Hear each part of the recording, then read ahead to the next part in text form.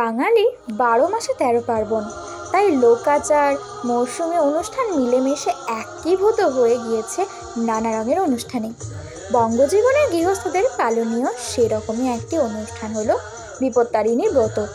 আষাঢ় মাসের সোজা রথ থেকে উল্টো রথের মধ্যে মঙ্গলবার ও শনিবারে এই ব্রত ও পুজো পালন করা হয়ে থাকে। সাধারণত তৃতীয়া থেকে নবমী তিথির মধ্যেই হয়ে থাকে এটি। পঞ্জিকা মতে এবছর কবে পড়েছে বিপত্তারিণী পুজো আর তার মন্ত্র ও মাহাত্ম্য সম্বন্ধে জানাবো আজ। তবে ভিডিওটি শুরু হওয়ার আগে চ্যানেলে যদি প্রথমবার এসে থাকেন তাহলে আপনি চ্যানেলটাকে সাবস্ক্রাইব করে রাখতে পারেন।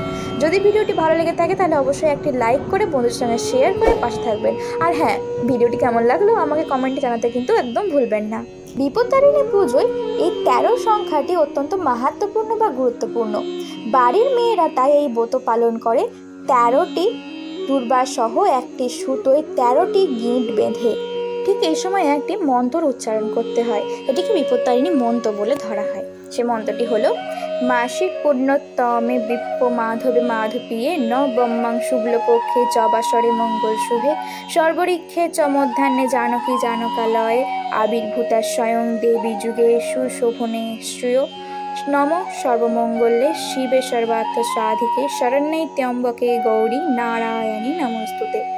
এটি পড়ে 13 রকমের ফুল এবং 13 রকমের ফল দিয়ে দেবীর পুজোও করা হয়।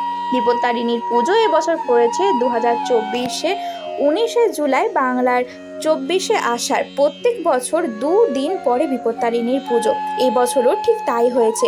আরেকটি দিন হলো 13ই জুলাই, বাংলার 28শে আষাঢ় শনিবার দিন।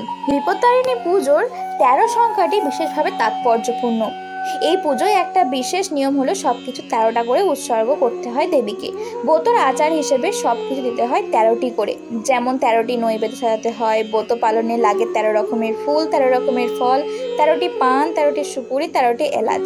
এছাড়া বিপত্তারিণী ব্রত পালনের গুরুত্বপূর্ণ অঙ্গ হিসেবে হাতে বাঁধতে হয় লাল ডুরি বা লাল তাগা।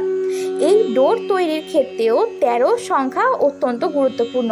13 গাছা লাল সুতোর সঙ্গে 13টি দুর্বা রেখে 13টি গিঁট বেঁধে তৈরি করতে হয় পবিত্র ধাগা। বিপত্তারিণী পুজোর শেষে সকলের হাতে এই তাগা বেঁধে দিতে হয়। মেয়েদের বাম হাতে এবং ছেলেদের ডান হাতে এটি বাঁধতে হয়। দেবীর রূপের সঙ্গে সামঞ্জস্য রেখে 13 সংখ্যাটি অত্যন্ত গুরুত্বপূর্ণ হয়ে উঠেছে বিপদ মুক্তির জন্য। ব্রত পালনের পর খাবার যা খেতে হয় সেখানেও 13 সংখ্যা রাখা অত্যন্তই আবশ্যক। জয় মা দুর্গা।